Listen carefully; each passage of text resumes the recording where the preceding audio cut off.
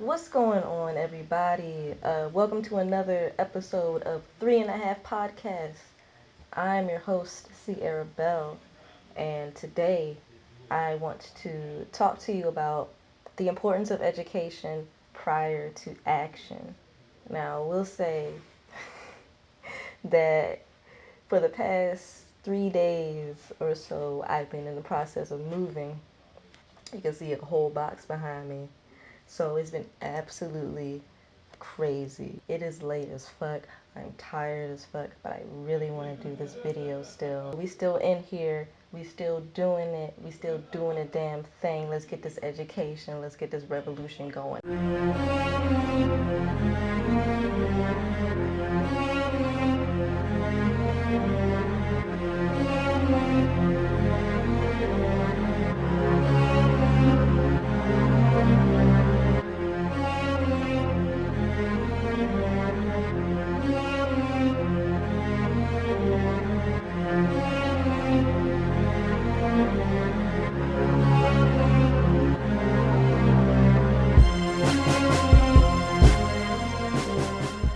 So, education prior to action.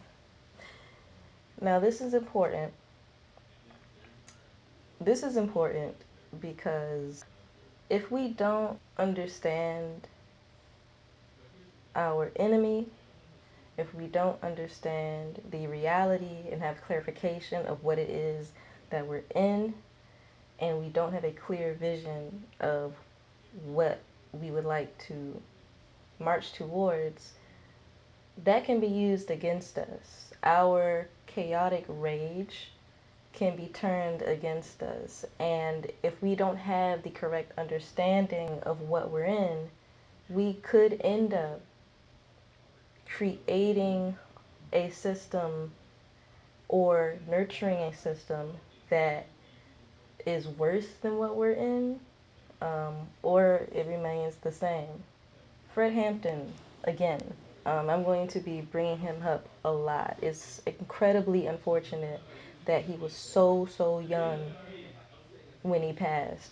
Fred Hampton talked about this. And it was incredibly important in the Black Panther Party that they focused on education. They had their own political education program. Papa Doc hated everything white. Hated everything white. Hated everything white. Man, you couldn't put the white people in front of Papa Doc's face.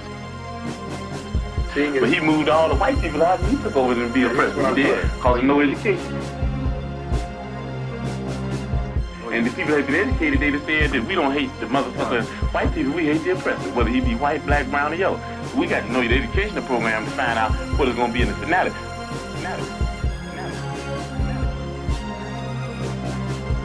So we got to understand here the educational program that you have to be able to figure out whether it will go on the right lines, where the people will end up in a situation where they can be able to really control themselves. You understand what I'm saying? With no education, the people that take this local foundation and start stealing money because they won't be really educated to why it's the people saying anyway. You understand what I'm saying? With no education, you have neo-colonialism instead of colonialism, like you got in Africa 9, like you got in Haiti. All of these things that we're trying to get rid of, all of these concepts that we're trying that is the cause of the problem. If we don't understand what our problem is, we'll end up recreating it. The point is to produce justice. I'll give you an example of how important understanding our reality is and the effects of falling for the mainstream media. Especially as black people, we should know the deceit of the mainstream on both the liberal and conservative side. We should already be aware of that. Bolivia. It was either 2019 or 2018. I cannot quite remember. Evo Morales, who was the country's first indigenous president, was overthrown by the country's military. And, uh, you know, some of my friends were happy about this. Some of my friends were happy about this. And it's because they did not understand the situation of Bolivia. They did not understand United States neocolonialism, United States imperialism. And so uh, they were joyful for this. And then other people just didn't really know how to feel about it. This was terrible. This overthrow was absolutely, it's very saddening and angering. He was someone who fought against the United States and Western nations' imperialist machine. The United States worked with the people, the CIA worked with the people who orchestrated the overthrow of Evo Morales. And they are Christian fascists. That's not just my opinion. One of the first things that they did, take down the Bolivian flag, and they put a Bible on top of it, and they were saying stuff like, you know, they're gonna purge the nation of this evil, satanic, you know, indigenous heritage and culture. They began to massacre the indigenous people there, or the people that tried to resist the coup that was implemented in Bolivia. And again, a lot of people, especially in the United States, don't know about stories like this. And so when they hear something like this, the mainstream media will paint Evo Morales like a villain, and that he is someone that we should loathe, and this is someone that should be overthrown, and this is someone that you should be happy that they're gone. When the opposite is true. The opposite is true. Um, he did a lot for that country, and it's also a fight for the indigenous. The indigenous people are in danger there. Um, and if you want to know more about that and get more reliable information with foreign policy, I suggest you check out Max Blumenthal, Anya Parmpil, um, Eva Bartlett.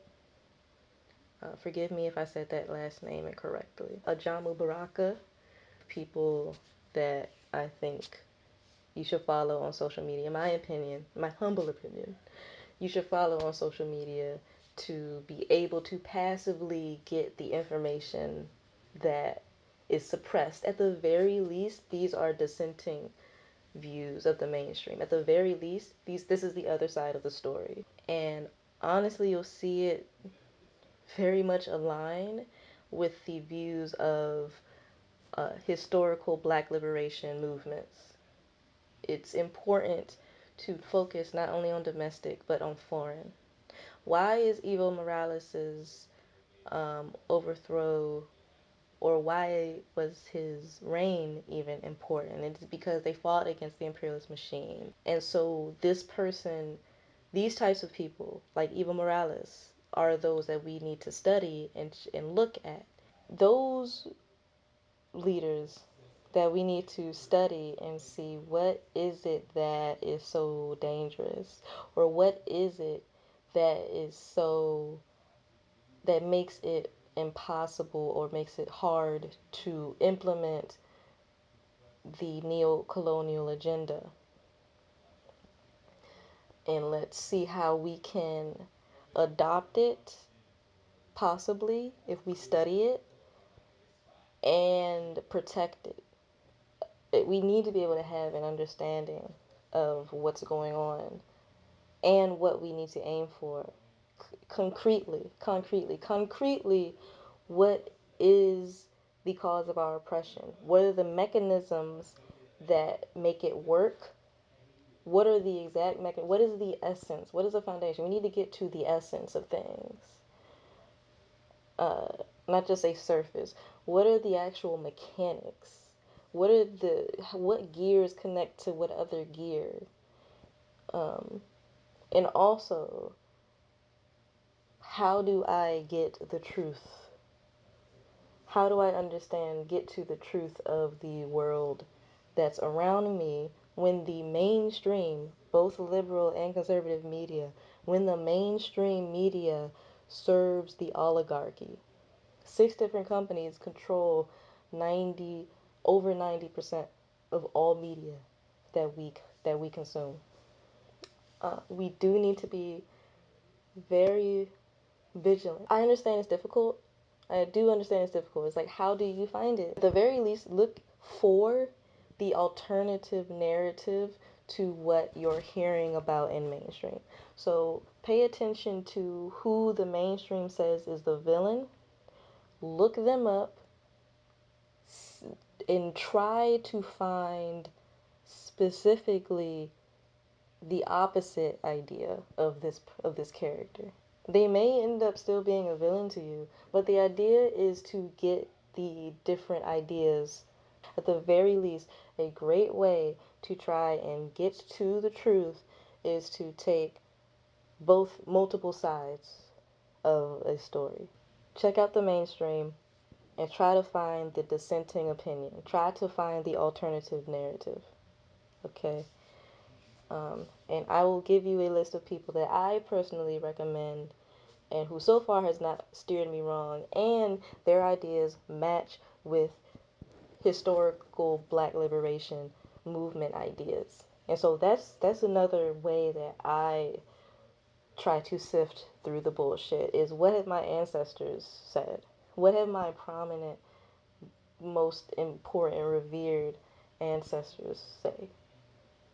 And then I try to find people, independent journalists specifically, who seem to be on that same wavelength. Because we need that intention. All action comes from thought. All action originates with intention. And so we need to get our mind right to make sure whatever action we take is towards a concrete goal that puts us in a better position. Thanks a lot. Thanks a whole lot for watching. Please subscribe. Please like this video. Please, please, please. It makes me feel great. Leave a comment. I'll talk about some of those comments in my next video if I get any comments. And I hope that y'all have a wonderful day, night, afternoon, everything. Stay healthy, stay woke, stay beautiful, and until next time, peace. With no education, you have neo-colonialism instead of colonialism, like you got in Africa 9, like you got in Haiti. Because if they don't have the education, then they're nowhere. They're nowhere. They're nowhere.